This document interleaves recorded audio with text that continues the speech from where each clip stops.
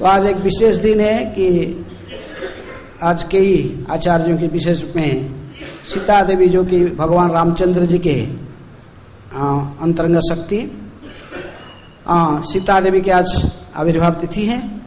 आज नित्यानंद प्रभु के शक्ति कौन, जाह्नवा देवी का भी आज आविर्भाव तिथि है।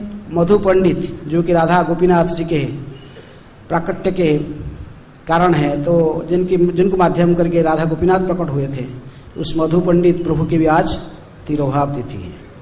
वैष्णव के आविर्भाव तिरोभाव दोनों में कोई अंतर नहीं होता है।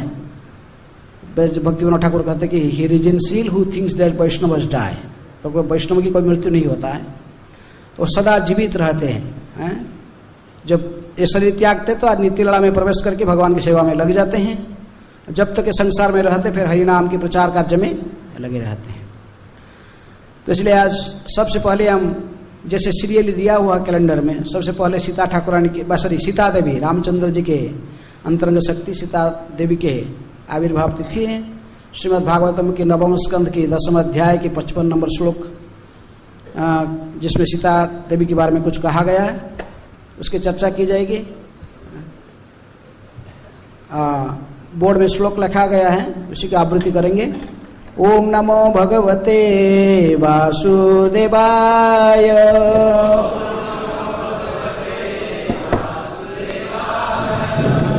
ओम नमो भगवते वासुदेवाय,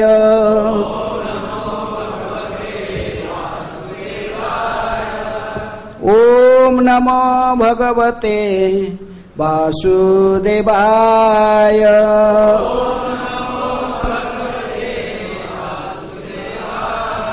नारायणं नमस्कृत्य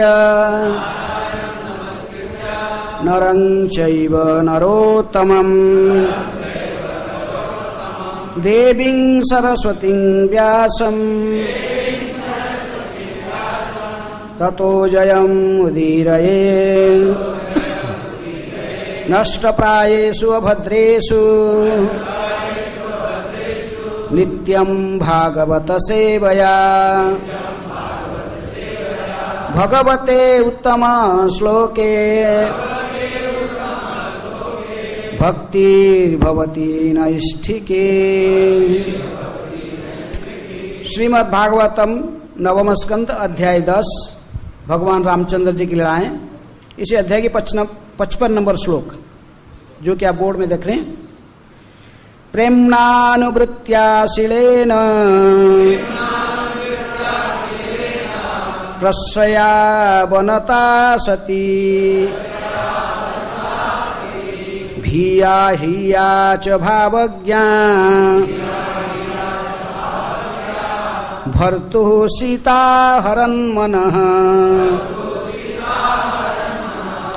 प्रेम्णानुवृत्त्याशीलेन प्रश्रया वनता सती, धिया हिया च भावज्ञा भर्तुः सीता हरन्मनः, प्रेम्णानुवृत्त्याशीलेन प्रश्रया वनता सती, भिया हिया च भावज्ञा भर्तुः सीता हरन्मनः। शब्दार्थ प्रेम्णानुवृत्त्या, प्रेम तथा श्रद्धा पूर्वक पति की सेवा करने के कारण, शीलेन ऐसे उत्तम आचरण के द्वारा,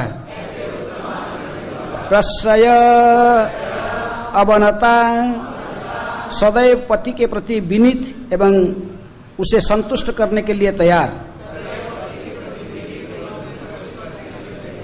सती सती साध्वी, भिया भयभीत होने के कारण, हिया लज्जा से, च भी भावज्ञा पति के भाव को समझकर, भर्तुः अपने पति के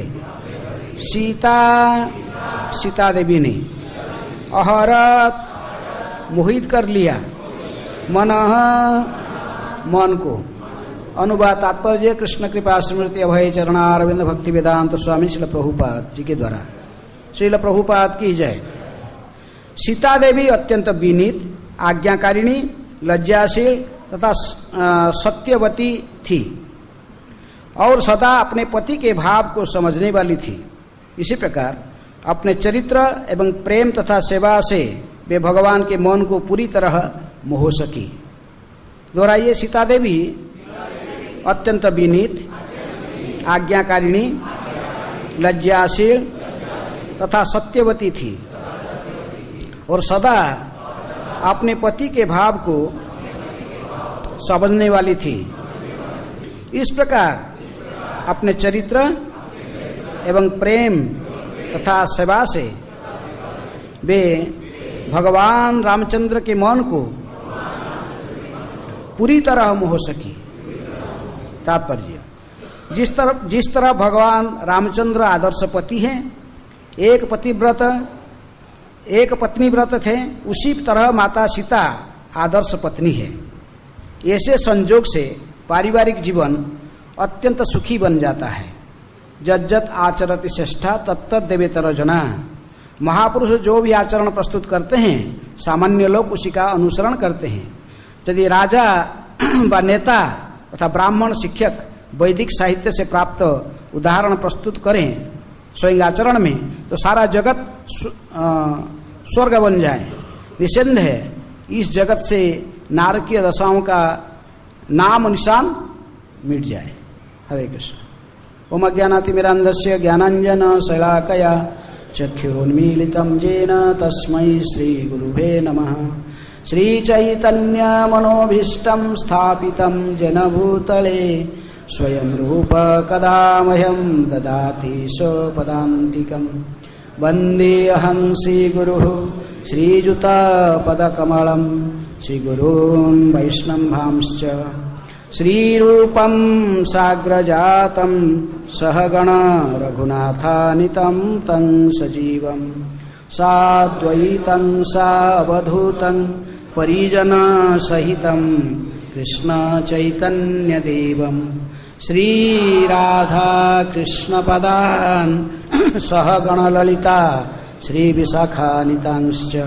नमो ओं विष्णुपादाय कृष्णप्रेष्ठाय भूतले श्रीमते भक्तिवेदान्त स्वामिनिति नामिने। नमस्ते सरस्वते देवे गौरवाणी प्रचारिणे निर्विशेष शून्यवादी पाश्चात्य देशतारिणे। हे कृष्ण नम महावदान्याय कृष्ण प्रेम प्रदायते कृष्णाय कृष्ण चैतन्य नामिने गौरतिसे नमः। हे कृष्ण करुणा सिंधु दीनबंधु जगत्पते गोपेश गोपिकाकांत राधाकांत नमस्तुते। तप्त कांचन गौरांगी राधे वृंदावनेश्वरी विश्वभानुसुते देवी प्रणमामि हरिप्रिये। वाञ्छा कल्पतरुभ्यश्च कृपा सिन्धुभ्येव च पतितानां पावनेभ्यो वैष्णवेभ्यो नमो नमः। श्री कृष्ण चैतन्य प्रभु नित्यानंद श्री अद्वैत गदाधर शिवासादि गौर भक्तवृंद। हरे कृष्णा कृष्णा कृष्णा हरे हरे, हरे राम राम राम हरे हरे। हरे कृष्ण। सीता देवी अत्यंत विनीत, आज्ञाकारिणी, लज्जाशील तथा सत्यवती थी और सदा अपने पति के भाव को समझने वाली थी। इस प्रकार अपने चरित्र एवं प्रेम तथा सेवा से वे भगवान रामचंद्र जी के मन को पूरी तरह मोह सकी। जब भगवान चैतन्य महाप्रभु दक्षिण भारत की गस्त में थे, उन्होंने मदुराई के आसपास वहां पर एक रामदास विप्र नाम के भक्त ने महाप्रभु को निमंत्रण किया। किसके लिए? भोजन के लिए। मध्याह्न में उनके स्थान पर भोजन करने के लिए बुलाया। तो गौरांग महाप्रभु ने कृतमाला नदी में स्नान करके दोपहर के समय उसके पास पहुंचे आप पहुंचे तो वो कुछ कुकिंग फुकिंग कुछ नहीं किया, हैं? बैठ के क्या कर रहा, ध्यान कर रहा और रो रहा। तो महाप्रभु गए कि देखो महात्मा, आप तो मुझे निमंत्रण दिए थे प्रसाद, हैं?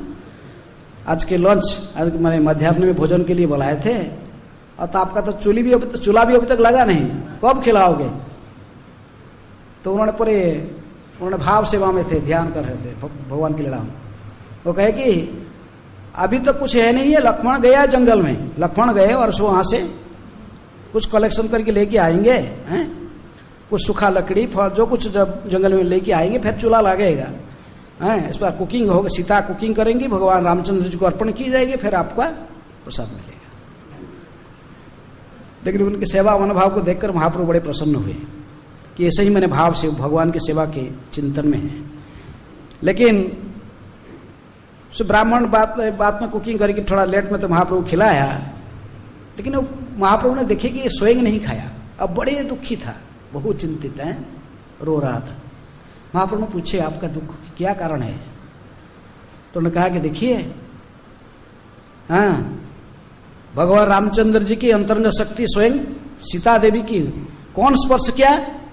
एक राक्षस कौन? रावण जैसे दुर्दांत राक्षस इनको केस पकड़कर इनको बलात्कार करके खींच कर लेकर इन शरीर को स्पर्श करके लेके गया, इनको लेके बंदी बनाया। ये बात को जो मैं सुनता हूं, मैं अपने क्या दुख को मैं संभाल नहीं पा रहा हूं, रो रहा हूं, आंख से अश्रु की धारा अपने आप बह रहा है। इसलिए मैं सदा दुखी रहता हूं। ये कैसा संभव है कि माता सीता के शरीर को स्पर्श करके रावण जैसे राक्षस केस पकड़कर इनको लेकर रथ में बलात्कार से बैठक के लेके गया? ये कैसे संभव है?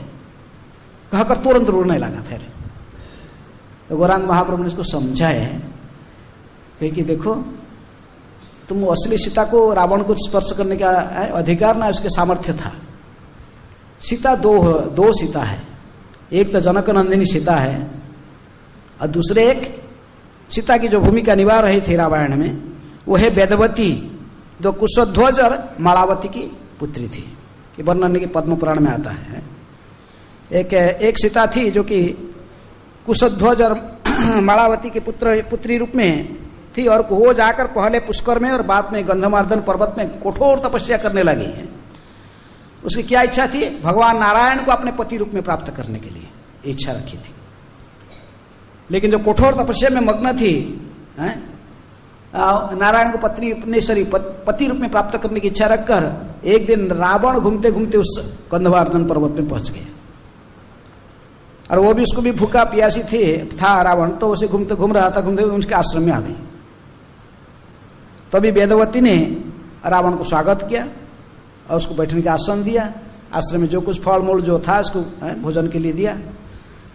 लेकिन रावण तो राक्षस है, खाने पीने के बाद, तब तृप्त होने के बाद फिर उसकी काम वासना जागृत हुई। उसको देखकर वेदवती को सुंदरी बालिका के रूप में, युवती बालिका देखकर, युवती कन्या, हाँ, उसको अपना पत्नी बनाने के लिए फिर इच्छा प्रकट की। तो वेदवती ने इसका इनकार कर दी। मैं केवल भगवान विष्णु को ही अपने पति रूप में स्वीकार कर सकती हूँ, दूसरे को ही नहीं है। इसी के लिए मैं तपस्या कर रही हूँ, तुम यहां से तत्काल भाग जाओ। लेकिन रावण तो जोर जोर से हंसने लगा, हंसकर बलात्कार करने, बाहुबल से उसको स्पर्श कर खींच के ले जाना चाहता था। किसको? वेदवती को। वेदवती कहा कि तू राक्षस, मेरे शरीर को स्पर्श किया, तो मेरे सतीत्व को नष्ट किया, इसलिए मैं तुझे अभिशाप देता हूं, तेरे मृत्यु के कारण मैं ही बनूंगी, तेरी मृत्यु के कारण मैं बनूंगी। और तुम जिस शरीर को स्पर्श किया है, अभी तेरे सामने मेरे जोगाग्नि से वही शरीर को मैं भस्म कर दे रही। ऐसे कहकर अब जोग शक्ति से अग्नि प्रकट करके उसी में वो स्वयं भस्म कर ली स्वयं को। कौन? वेदवती ने। इसलिए महाप्रभु ने समझा है, देखो वो वेदवती, वो जो माया से जिसको रावण ने लिया था, ये वही वेदवती थी जिसने रावण को वध के कारण बनने के लिए पूर्व जन्म से ही उसकी प्रतिज्ञा थी। हाँ, इसलिए जब भी भगवान ने जब लक्ष्मण रेखा के बारे में वाल्मीकि रामायण में कुछ लिखा नहीं है, लेकिन अन्य पुराण में इसकी वर्णन है, पद्म पुराण में इसकी वर्णन है कि लक्ष्मण जी ने जब सीता को छोड़कर गए रामचंद्र को मदद करने के लिए, क्योंकि हरिणी का पीछे भगवान गए थे, तभी उन्होंने लक्ष्मण रेखा की 3 लाइन अंकित करके गए थे कि इस लाइन को क्रॉस नहीं करना। इसका रामचरितमानस में है, वाल्मीकि रामायण में इसके वर्णन नहीं है, लेकिन इसके वर्णन अन्य पुराण में भी है, पद्म पुराण आदि, अग्नि पुराण, अन्य पुराण में से वर्णन है। तो इसलिए जब रामचंद्र ने कही कि जो रावण गया बलात्कार, मैं बहुत ब्रीफली कह रहा हूँ क्योंकि समय नहीं है, जब जाकर सीता जी के हाथ हैं, सीता जी को कहा बाहर आओ, बाहर 3 रेखा को क्रॉस करके आओ, नहीं तो मैं भिक्षा नहीं लूंगी, ब्राह्मण वापस चले जाऊंगा घर के, नहीं आपके कुटिया से, आपके सर्वनाश होगा। क्योंकि अतिथि किसी गृहस्थ के घर से जब भिक्षा न लेकर वापस चले जाता है तो गृहस्थों की ऐसे मानना है कि घर कुछ ना कुछ अनिष्ट होने वाला है। इसलिए सीता जी जब ही रेखा क्रॉस करके एक पैर बाहर रखते ही वो खींच कर लेके गया। सीता को हाथ पकड़ने के पहले से ही जो मूल सीता को अग्निदेव ने ही छुपा ली, अग्निदेव की, और ये नकली सीता वहां से प्रकट हुई, कौन? वेदवती, जो कि प्रतिज्ञा की थी कि ये रावण की मृत्यु का कारण बनूंगी। तो इसलिए भगवान चैतन्य महाप्रभु ने समझाया रामदास विप्र को कि वही नकली सती सीता जो वेदवती है उसी को रावण ने लेकर गया था। असली सीता को नहीं स्पर्श करने की इसको अधिकार कहाँ है रावण का, है? लेकिन इसको फिर भी थोड़ा सा शांत हुआ, लेकिन पूरे विश्वास नहीं हो रहा था उसको। लेकिन फिर भी भगवान चैतन्य महाप्रभु आगे बढ़ते बढ़ते जब रामेश्वर में पहुंचे, वहां पर आप देखे कि सब संत लोग ने बैठकर कूर्म पुराण की चर्चा कर रहे हैं, और कूर्म पुराण में ये बात वहां पर स्पष्ट लिखा गया कि किस प्रकार ये वेदवती जो कि माया सीता बनी थी, जो कुशध्वज और मालावती की पुत्री थी, वो माया सीता बनकर रावण की मुक्ति के कारण बनी थी। पूर्व जन्म की कारण कहानी वहां से पृष्ठा पर लिखा हुआ था। महाप्रभु बोले ये प्रमाण के रूप में ये पृष्ठे को लेकर यदि मैं ब्राह्मण को देगा वो शांत हो जाएगा, विश्वास होगा। इसलिए चैतन्य महाप्रभु ने स्वहस्त में, और जो पेज में लिखा था उस पेज को स्वयं स्वहस्त में लिखे, अपने लिखकर उस पेज को बोले कि आप लोग इस पेज को रखो पुराण में, ओरिजिनल पेज मुझे दो, नहीं तो ब्राह्मण विश्वास करने वाला नहीं, मेरे हाथ हैंड राइटिंग लिख के देने से विश्वास नहीं करे। इसलिए महाप्रभु ने फिर वापस आकर उस ब्राह्मण को, उस रामदास विप्र को देखा है, देखो ये कूर्म पुराण की पेज है, इसमें साक्षात लिखा गया है कि माया सीता वेदवती नहीं, जो कि पूर्व जन्म में रावण की मृत्यु के कारण बनने की प्रतिज्ञा की थी, उन्होंने ही ये भूमिका निभाया। फिर लंका जब भगवान ने ध्वंस करके ही रावण को वध करके जो वापस आए, फिर अग्नि परीक्षा देना पड़ा किसको? सीता जी को। उस समय फिर अग्निदेव ने जब मूल सीता को प्रकट करा के रामचंद्र जी को समर्पण कर दिए। इसलिए 2 सीता है, एक तो ये वेदवती जो कि सीता बनी थी, ये माया सीता बनी थी, लेकिन मूल सीता जो भगवान की जो अंतरंग शक्ति है, तो इनकी जन्म कहाँ पर हुई थी? विदेहराज, कौन? महाराज जनक की पुत्री के रूप में जन्म हुई थी, लेकिन इनकी जन्म ऐसा ही माँ की गर्भ से नहीं हुई थी। अजोनी संभूता। वाल्मीकि रामायण में वर्णन आता कि जो महर्षि जनक ने सीता के जन्म वृत्तांत को कह रहे हैं, उनको विश्वामित्र और रामचंद्र राम लक्ष्मण जो गए थे उन यज्ञ में, सीता जी की जन्म वृत्तांत वहाँ संक्षेप में, खाली संक्षेप में उन्होंने कहते कि तो एक बार मैंने यज्ञ स्थल को समान करने के लिए, स्थान को पूरा समतल करने के लिए हल जोतकर, सोने के हल जोतकर उसमें स्वयं चस रहे थे। कौन? जनक, राजर्षि जनक जब चस रहे थे। ये 12 महाजन में एक महाजन भी है, तो उस घर में स्थान को समतल कर रहा था, लंगड़ के जो अग्रभाग उसको कहते, इसको सीता कहते, इसको भी सीता कहा जाता। तो उस अग्रभाग में टकराते हुए एक क्या निकला?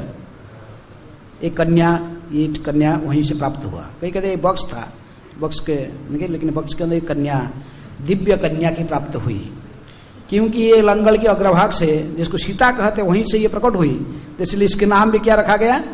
सीता। इसी प्रकार सीता जी की प्रकट है, सीता नवमी, राम भी प्रकट हुए नवमी में, और ये सीता जी भी प्रकट हुई नवमी में। राम नवमी और सीता नवमी। बात कृष्ण की क्या? कृष्ण अष्टमी में है। भाद्र महीना की कृष्ण अष्टमी के कृष्ण पक्षी की अष्टमी में कृष्ण और शुक्ल पक्षी की अष्टमी में राधा, वो अष्टमी में ठीक सेम यहाँ पर इस प्रकार ये नवमी दोनों राम जी की भी आविर्भाव तथा चैत्र शुक्ल नवमी तिथि में रामचंद्र जी के आविर्भाव, उसी प्रकार सीता जी की भी आज इस नवमी तिथि में ही आविर्भाव हुई। तो इसलिए सीता जी के आविर्भाव के बारे में ब्रीफली में कहा, क्योंकि तीनों के बारे में बोलना पड़ेगा, एक नहीं तो एक की तो पूरा क्लास हो जाएगा। तीनों के बारे में संक्षेप में आपको केवल विवरण दी जाएगी। इसलिए सीता जी किसी माता पिता की गर्भ में, कई माँ की गर्भ से जन्म नहीं हुई। जो मूल सीता है रामचंद्र जी की अंतर्गत शक्ति, वो अजोनी संभूता है। अपने ऐसे ही महाराज जनक की यज्ञ से ही, यज्ञ स्थल से ही समतल करने के समय में लंगल के अग्रभाग से ही, सीता से ही ये प्रकट हुई। आज जाह्नवा माता के बारे में आप सब जानते हो। ये हमारे गौड़ीय संप्रदाय में एक महान आचार्य जी की भूमिका भी निभाई। ये नित्यानंद प्रभु के शक्ति है। साधारणतः हम देखते हैं कोई माता जी लोग कोई गुरु की भूमिका नहीं निभाते हैं, आचार्य जी, लेकिन ये एक उदाहरण है गौड़ीय वैष्णव संप्रदाय में जाह्नवा माता, जिनको नित्यानंद प्रभु ने स्वयं आदेश देकर गए थे प्रचार कार्य को आगे बढ़ाने के लिए, उनके विषय। और इस प्रकार अन्य भी कई, गंगा माता गोस्वामी, कृष्ण प्रिया ठाकुरानी, कई दो ऐसे गिने चुने कुछ लोगों के नाम सुनाई पड़ता है, जो कि इस गौड़ीय संप्रदाय में भी हजारों संख्या में शिष्य स्वीकार करके ही आचार्य जी की भूमिका निभाए थे। तो उनमें से सबसे पहले नित्यानंद प्रभु के शक्ति, उनकी आह्लादिनी शक्ति, ये जाह्नवा माता की वर्णन आता है। नित्यानंद प्रियाम प्रेम भक्ति रत्न प्रदायिनी श्री जाह्नवीश्वरी वंदे तापत्रय निवारिणी।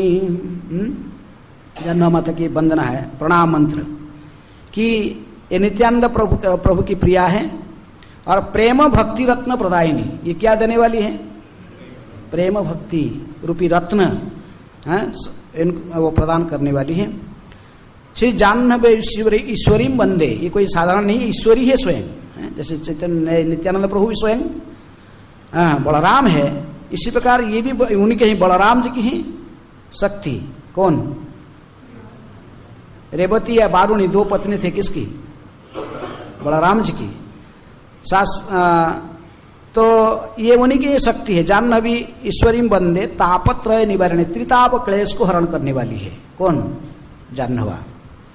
इसलिए गौरगण देश दीपिका में कहते कि श्री बारुणी रेवत वंश संभवे तस्य प्रिय दो वसुधा च जाह्नवा श्री सूर्यदासस्य महात्मन सुते कुकुब्जी रूपस्य च सूर्य तेजसः। कुकुब्जी रूप में जो इनकी पिता बने थे, रेवती का पिता के रूप में प्रकट हुए थे बाद में ब्रह्मा जी के निर्देशन में। तो अपने पुत्री का किसको, रेवती को लेकर आए थे द्वारका में बलराम जी के साथ, इनके परिणय हुआ था। वही कुकुब्जी इस चैतन्य महाप्रभु की लीला में सूर्यदास पंडित, सूर्यदास सरखला या इनको सूर्यदास पंडित भी कहते हैं, रूप में ये अवतीर्ण हुए थे। और उन्हीं की ही दो पुत्री थे, वसुधा और जाह्नवा। इनको कोई कोई रेवती और बारुणी भी कहते हैं। लेकिन इसके साथ साथ कश्चित श्री वसुधा देवी कलावपी विवृण्यते अनंग मंजरी में कचित जाह्नवाश्च प्रचख्यते। ये भी गौर गणदेश दीपिका में कहा गया कि कोई कोई जाह्नवा माता को अनंग मंजरी कहते हैं, जो कि राधा रानी की छोटे बहन के रूप में कृष्ण लीला में जो भूमिका निभाई थी। और कोई कोई इनकी ही कला, जाह्नवा वही अनंग मंजरी की कला के रूप में वसुधा को भी कोई कोई कहते हैं। लेकिन उभयस्तु समीचीनम पूर्व न्यायम सताम मतः। साथ संत लोक ने दोनों को ही सही समझते हैं। लेकिन ज्यादा से ज्यादा लोक में, लोकाचार में हम जाह्नवा माता को क्या मानते हैं? अरे क्या मानते हैं? अनंग मंजरी, अनंग मंजरी के अवतार के रूप में ये मानी जाती हैं। तब तो रेवती या अनंग मंजरी के मिश्रित अवतार, मिलित अवतार के रूप में भी ये मानी जाती है।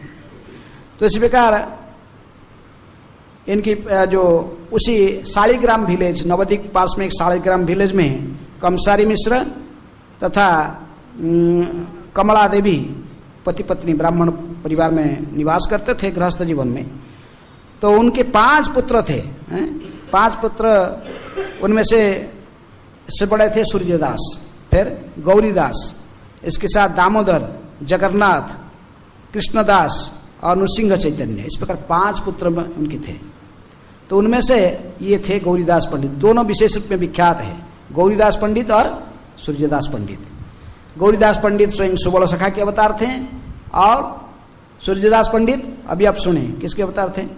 कुकुज जी, जो कि रेवती के पिता के रूप में द्वापर में भूमिका निभाए थे।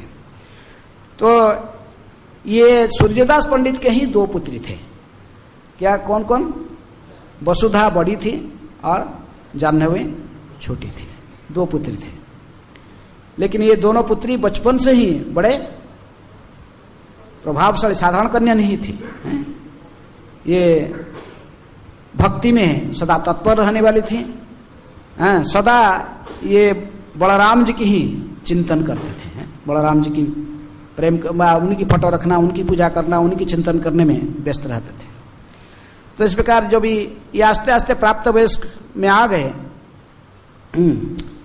अब जो भी विवाह की उम्र इनकी हो गया, तो उनके पिताजी ने उस समय ब्राह्मण लोग ने एक अपने कन्याओं को शादी करने के लिए एक मध्यस्थी व्यक्ति को नियुक्त कर देते थे। वो जाकर फिर ढूंढ के कहीं उनके इनके उपयुक्त पति को ढूंढ के लाता था। तो इस प्रकार एक व्यक्ति था कृष्णदास, जो उन्होंने जिनको ये नियुक्त करके रखे थे कि ढूंढने के लिए जाह्नवी और वसुधा की लाइक कोई, पहले वसुधा बड़ी थी, उसके शादी का पहले होना था, कोई योग्य व्यक्ति को ढूंढना के लिए। ये एक दिन घूमते घूमते जाकर शिवासंगन में पहुंचा। शिवासंगन में नित्यानंद प्रभु बड़े उच्च आसन में बैठे हुए थे और वो पहने थे वस्त्र, कैसे? नीले वस्त्र पहने हुए थे, पूरे शरीर में अलंकार छाया हुआ था, रत्न अलंकार विभूषित, सभी हीरा लीला मोती माणिक के दिव्य अलंकार विभूषित थे। इतनी सुंदर दिखाई पड़ते थे कि सभी भक्तों को इच्छा होता था कि ये नित्यानंद अकेले रहना ठीक नहीं, ये तो अवधूत है, अरे ऐसे ड्रेस पहनता, लेकिन इनकी वामभाग से यदि कोई इनकी उनकी पत्नी यदि साथ में होता, जुगड़ जोड़ी वो बड़े अच्छा लगते।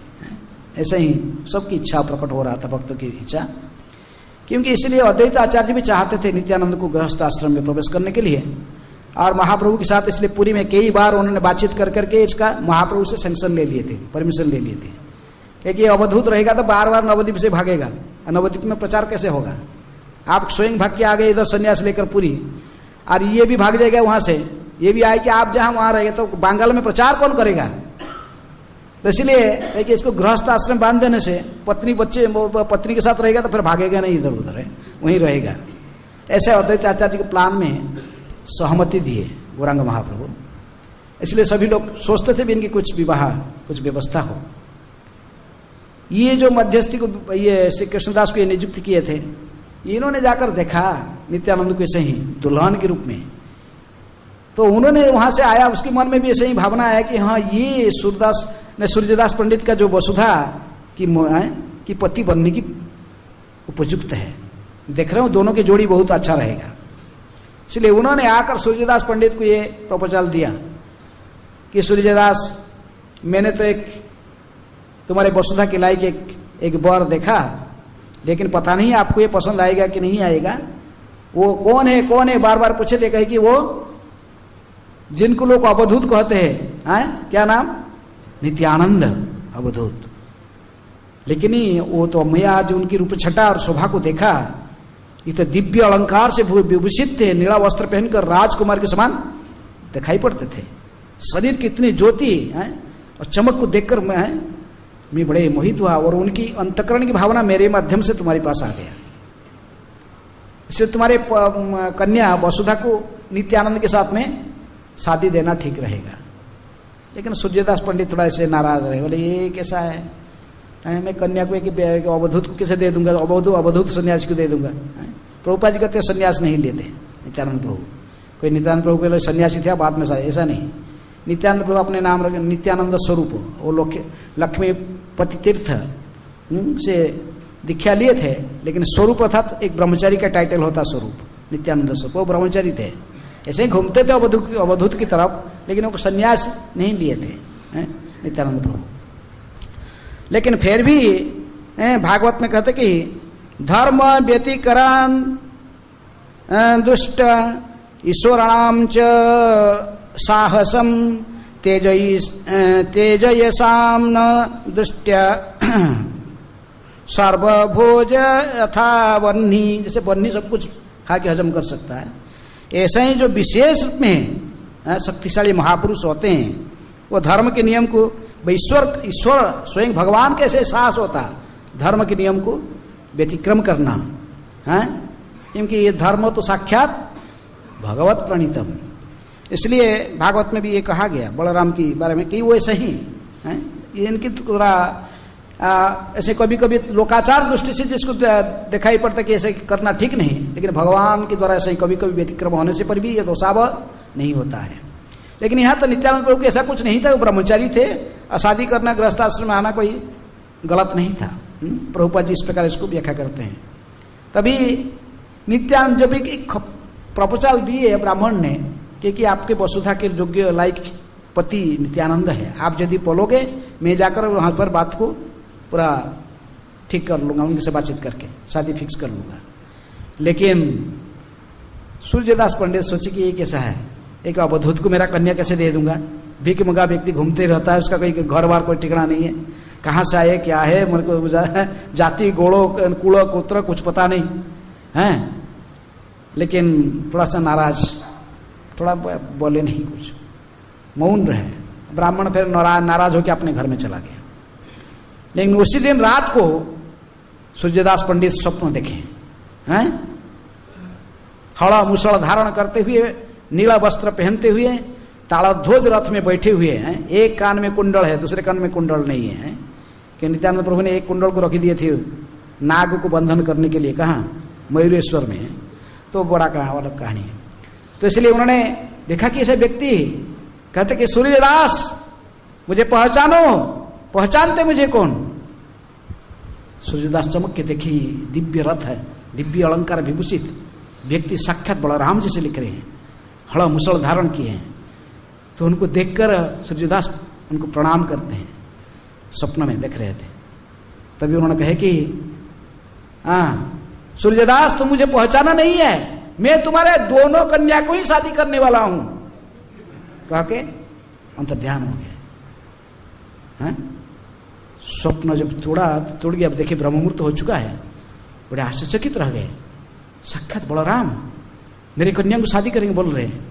तो बड़े आनंद से प्रफुल्लित हो रहे थे, लेकिन बड़े सारे परिवार वर्गों को बुलाए, तत्काल बुलाकर बात को बोल रहे थे।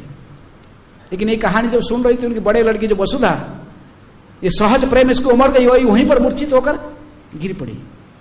और उसकी चेतना को लाने के लिए कई प्रकार की वैद्यों को बुलाए, कितनी प्रकार की व्यवस्था की है, लेकिन वो चेतना वापस नहीं आई। सब घर में रोने लगे, सोचे कि वसुधा की मृत्यु हो गया। उनके छोटे भाई गौरीदास पंडित बाजू में रहते थे, भाग भाग के आए हैं। आज भी सूर्यदास पंडित और गौरीदास पंडित के घर कहाँ पर है? कलना में, अंबिका कलना में, पास बाजू बाजू में है। तो भाग भाग के आए। गौरीदास पंडित कहे कि तुम क्या किया, तुमसे ब्राह्मण ने बताया था शादी तुम्हारी कन्या वसुधा के साथ, नित्यानंद के साथ, तुम मना किया क्यों? तुम जानते नहीं नित्यानंद वही स्वयं बलराम है। गौरीदास पंडित तो उनके परिचय जानते थे।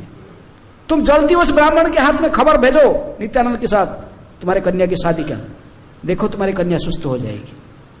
गौरीदास की वचन को पालन करते हुए ब्राह्मण को फिर दोबारा जो नित्यानंद प्रभु के शिवास कंगन में भेज दिए शादी का के लिए।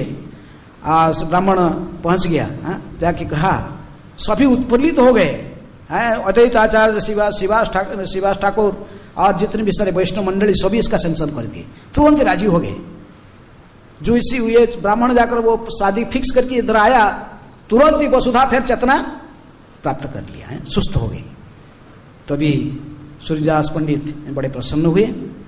उसी समय नित्यानंद प्रभु के, बहुत ब्रीफली कह रहा हूँ, नित्यानंद प्रभु के विवाह की बारे में पहले से उनकी जो शुभाकांक्षी एक मित्र जो कि नित्यानंद प्रभु की साक्षात भगवान के रूप में मानता था, बड़गाछी गांव में रहने वाले ये दूसरे कृष्णदास, इन्होंने सारे शादी का खर्चा वहन करने के लिए तैयार हो गया। कौन? कृष्णदास, बड़गाछी गांव में। तो इसलिए अद्वैताचार्य, श्रीवास ठाकुर, अन्य सारे गौ जितने भी नित्यानंद पार्षद, गौर पार्षद सब इकट्ठी होकर नित्यानंद प्रभु को दुल्हन के रूप में सजाकर बड़े आडंबर के साथ एक राजपुत्र की शादी के समान इनको बैठा कर लेके गए हैं। कहाँ? बड़गाछी गांव में गए। और बड़गाछी गांव में कृष्णदास के घर में पधारे और वहीं से फिर शादी प्रोसेसन निकला। कहाँ? उस समय शालिग्राम, कहते कि उस समय शालिग्राम गांव में सूर्यदास पंडित, गौरीदास पंडित सो रहते, जो कि आज अंबिका कलना में दिखाई पड़ रहे हैं। तो ये शादी का प्रोसेसन गया है। वहाँ गया, शाम के समय पहुंचे और गौरीदास पंडित आनंद में विहोल हो गए। उनकी पत्नी और सभी सूर्यदास पंडित स्वागत किए हैं। तभी गौरीदास पंडित सारे 5 भाई आ गए, सो स्वागत करके नित्यानंद को लेके गए। उस रात्रि में विवाह यज्ञ हुआ। विवाह भी एक यज्ञ कहते हैं, भगवान विष्णु को प्रसन्न करने के लिए भी ये भी क्रिया है। ये विवाह यज्ञ, विवाह यज्ञ में ये बैठे, तभी ब्राह्मण लोग ने सब मंत्र उच्चारण करके ही कर्मकांड विधि से शादी पूर्ण कर दी। किसका? नित्यानंद और वसुधा। जब नित्यानंद प्रभु आ रहे थे, बहुत सुंदर वर्णन है। वसुधा ने छात के ऊपर से देख रही थी छुप कर। किसको? नित्यानंद की शोभा को देख रही थी।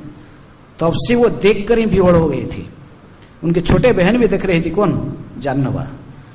तभी नित्यानंद प्रभु के साथ वसुधा की तो परिणय हो गया है। यथा रावण से तथा मंदोदरी, जो गांव के जो है तो उच्चारण करते कैसे कर्मकांड शादी में आपको पता है। तारासो जथा रावण, जब जथा बालिश्य तारा, ऐसे सब बोलते हैं, सब सतियों के नाम से उच्चारण करते हैं। तो विवाह हो गया और वसुधा ने आई, परस्पर वर्णमाला के एक्सचेंज हुआ और उन्होंने फिर परिक्रमा की है यज्ञ नित्यानंद के साथ।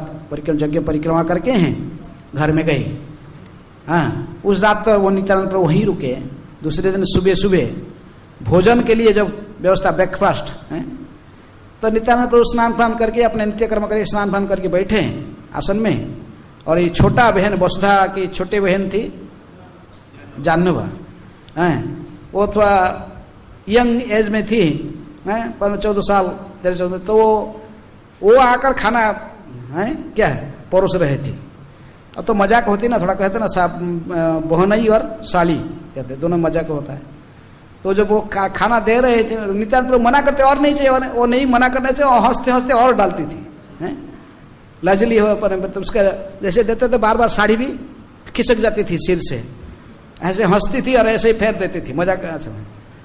तभी ऐसे मजाक नित्यानंद प्रभु ने हाथ पकड़ के बैठा दिए बाजू में। जब पकड़ लिया उसका हाथ, बाजू में बैठा दिया। सूर्यदास पंडित उस बाजू में जाते थे, उनकी कहे कि आपने तो मुझे शादी के रूप में तो आपके ये कन्या को शादी दिया, किसको? पत्नी के रूप में मैं इनको स्वीकार कर लिया, किसको? वसुधा को। लेकिन आपने मुझे दहेज क्या दिया? दहेज के रूप में क्या दिए? मैं जो छोटा लड़की आपका ये है, इसको मैं दहेज के रूप में लेके जा रहा हूं। इसको सुनकर सब हंसने लगे, जोर जोर हंसने लगे।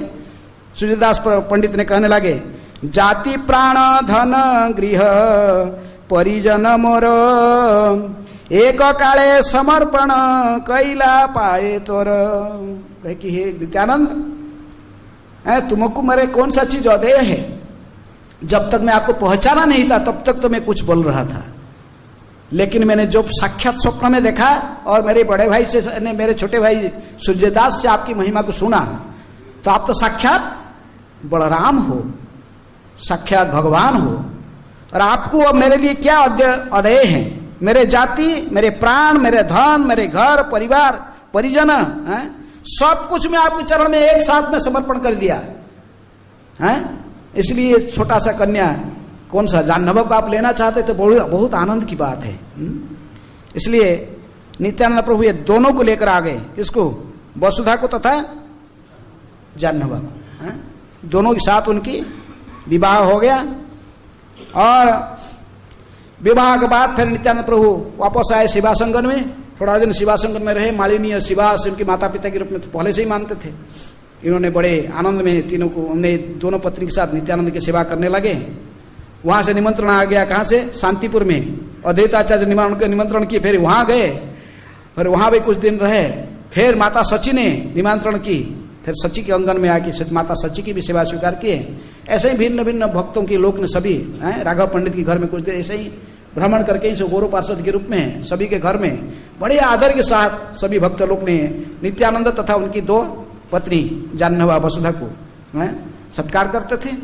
ऐसे घूमते घूमते बड़गा ने वो जो पहुंच गए कहाँ, खड़दह पानी है। जब जाओगे आप कृष्णनगर से सियालदह स्टेशन में, पानीहाटी स्टेशन के बाद में आएगा खड़दह स्टेशन। ये खड़दह स्टेशन में ही नित्यानंद प्रभु अपना प्रचार के मुख्य केंद्र बनाए थे, प्रचार केंद्र। विशेष रूप में जाह्नवा माता वहीं से प्रचार सर्वत्र करती थी। आज भी वहाँ पर राधा श्यामा सुंदर की विग्रह है, जिस विग्रह को नित्यानंद प्रभु की बड़े, कोई कहते कि नित्यानंद प्रभु स्वयं प्रतिष्ठित किए थे, कोई कहते उनके बड़े पुत्र बीरचंद्र प्रभु प्रतिष्ठित किए थे। वो विग्रह राधा श्यामा सुंदर विग्रह आज भी सेवा प्राप्त करते हैं। वहीं पर नित्यानंद प्रभु ने बहुत दिन तक अपने दोनों पत्नी वसुधा जाह्नवा के साथ रहा किए। वहीं से उन्होंने सर्वत्र फिर प्रचार में जाते थे। इस प्रकार नित्यानंद प्रभु की नित्य लीला में प्रवेश करके कहाँ पर, एक चक्र में जाकर बांके राय विग्रह में चैतन्य महाप्रभु जब गोपीनाथ में अंतर्ध्यान हुए तोटा गोपीनाथ विग्रह में, तो नित्यानंद प्रभु भी एक बार भ्रमण करते करते पहुंचे एक चक्र में, और जिस विग्रह को बचपन से पूजा करते थे बांके राय विग्रह में, सभी के सामने नृत्य कीर्तन करते करते उसी विग्रह में प्रवेश कर गए।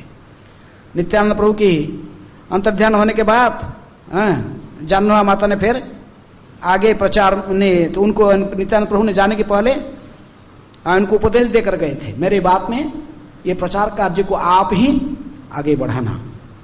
गौरांग की विच्छेद में यहाँ रहना संभव नहीं है, इसलिए तुम अभी मेरे कार्य को आगे बढ़ाना।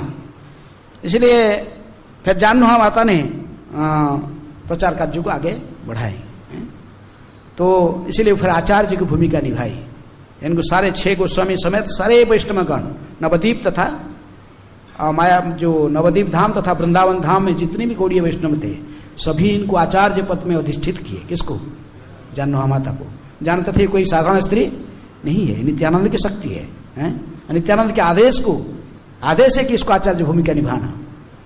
तो इसलिए उन्होंने जो कई भक्तों को विशेष उन्होंने कृपा की है, विशेष रूप में श्रीनिवास आचार्य आचार्य की भूमिका निभाए। भागवत के आचार्य थे, जीव गोस्वामी से भागवत पढ़े। जो गए पढ़ के जब गए माता जाह्नवा माता को मिले, जाह्नवा माता ने कही कि तुम जाओ अभिराम के पास जाओ। अभिराम के पास में एक जय मंगल चाबुक है, उसको जो जिसमें वो चाबुक में प्रहार करता था उसका शरीर में कृष्ण प्रेम की संचार हो जाता है। वो श्री राम के अवतार थे, इसलिए इन्होंने इनको भेजे, श्रीनिवास आचार्य को जो भेजे तो उन्होंने 3 बार प्रहार किया इनको। अभिराम ठाकुर ने 3 बार चाबुक में प्रहार, दूसरे बार पढ़ा तो उनका पत्नी मालिनी ने पकड़ लिया, वृंदा देवी के अवतार थे, कहे कि हो गया 3 बार तो हो गया। तो अब से श्रीनिवास ठाकुर पूरे सच्चा जो देखते देखते सभी लोग वहीं पर नृत्य कीर्तन इतने घंटे घंटे तक नाचने लगे हैं। निताय गौरांग है, हरे कृष्ण कृष्ण कृष्ण हरे हरे, हरे राम राम राम हरे हरे। ऐसे कई कहानी है, विशेष रूप में सारे कहना संभव। जाह्नवा माता की पूरा 2-3 घंटे होने से क्लास पूरा होता है। जाह्नवा माता ने एक बार वृंदावन में आए थे, तीनों विग्रहों को दर्शन की। जब आ रही थे रास्ते में भी कई घटना हुई। एक उन्होंने इन्होंने जब आ रही थी बृहद ग्राम, रास्ता में एक गांव में रात्रि समय शाम के समय विश्राम कर रहे थे वहीं, उसमें से गोस्वामी लोग भी थे, 6 गोस्वामी लोग, सारे गौरव पार्षद सब जाह्नवा माता को एक उच्च व्यासासन में बैठाकर उनकी आरती कर रहे थे, उनकी आरती उतार रहे थे। तो इसको देखो गांव में सब चंडी के भक्त थे, चंडी भक्त पूरा गांव पूरा नास्तिक था। तो कहे कि देखो ये व्यक्ति, ये लोग ने कि औरत को बैठाकर पूजा कर रहा है, इसको आरती उतार रहा है, इनके पास तो बहुत गहना देख रहे हैं, इनके पास बहुत अलंकार फलंकार अच्छे। आज रात को माँ काली के पास में बलि चढ़ा, ये सबको लेके बलि चढ़ा देंगे, ऐसे कहकर सो प्लान बना के गए कि इस हमारा काली मंदिर में नहीं आया, माता काली की पूजा न करके ये औरत को बैठा कर पूजा कर रहे हैं, बड़े हिंसक बने। लेकिन उसी रात्रि में काली ने साक्षात सपने में आकर सारे जितने भी नास्तिकों को कहा कि देखो तुम सभी जाकर जिसको तुम साधारण स्त्री समझकर अपराध क्या है उसको मर्डर करने की भावना लिया है, तुम जाकर उसके चरण में गिरो। तुम जानते नहीं हो वो तो मेरे भी प्रभु, मेरे भी स्वामिनी है, हाँ? ये कोई साधारण स्त्री नहीं है, नित्यानंद बलराम की शक्ति है। नहीं तो मैं तुम स्वयं एक खड़ग में तुम सभी को समाप्त करूंगी। जाकर उसके शरणागत हो और उससे दीक्षा प्राप्त करके उसकी शिष्यता स्वीकार करो। सो भाग के सुबह सुबह सब आए, आके एक के बाद एक दंडवत करी पड़े सो है, सो माफी मांगे।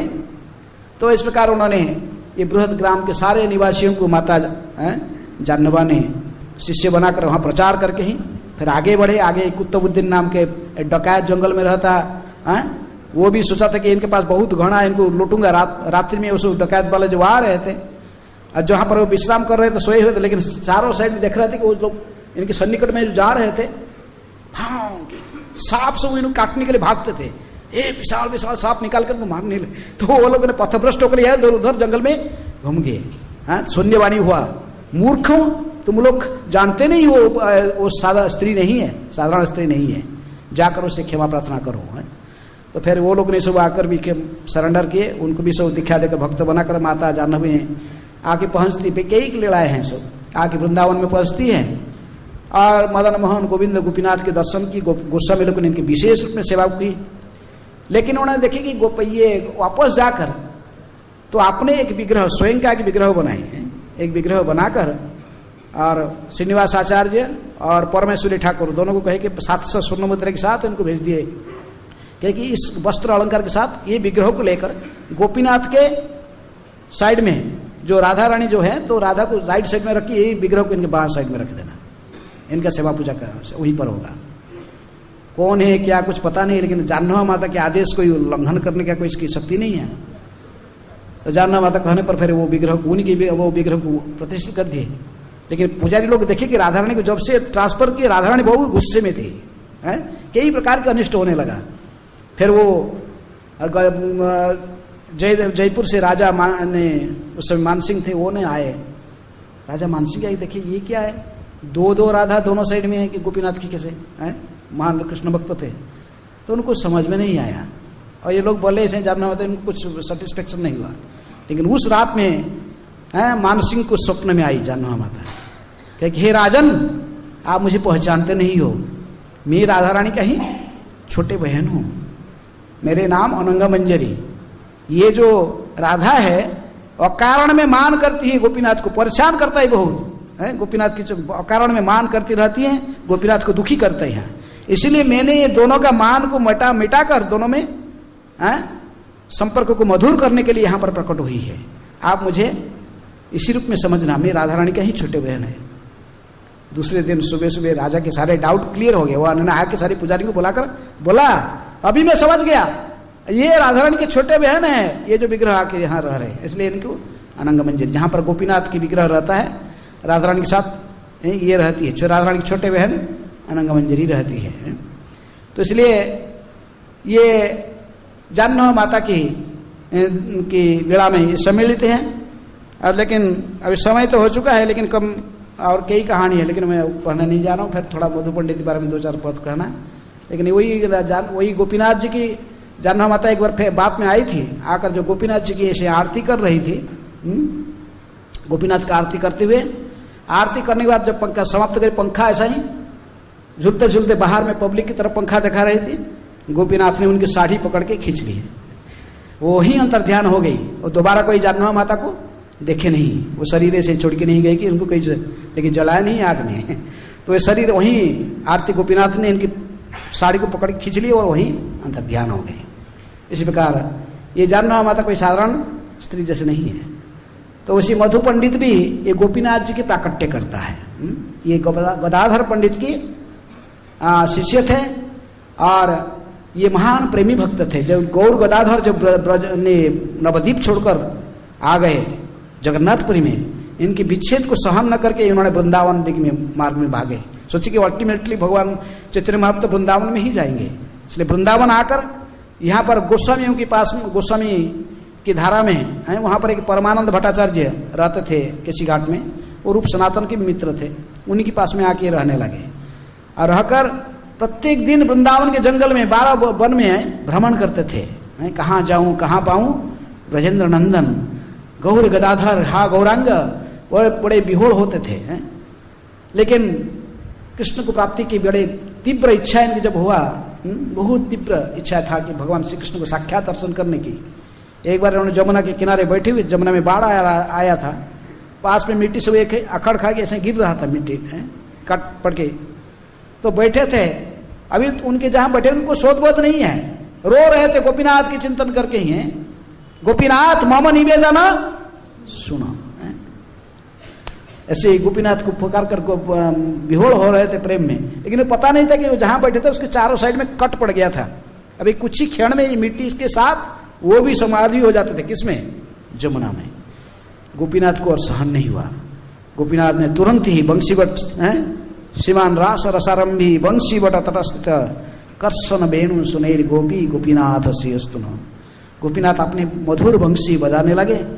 हो तभी ये तो मध्य बंशी के वादन सुनकर उसकी तरफ भागने लगे, ये दौड़ उठ के बंशी जिस दिख से बंशी का सुर आ रहा था। उसी समय उन्होंने जाकर देखे कि कोई जगह में लिखा होता कि जो कट पड़ा था वो जो कट गिर गया तो उसी के बीच में मिट्टी के अंदर से गोपीनाथ के विग्रह प्रकट हुए।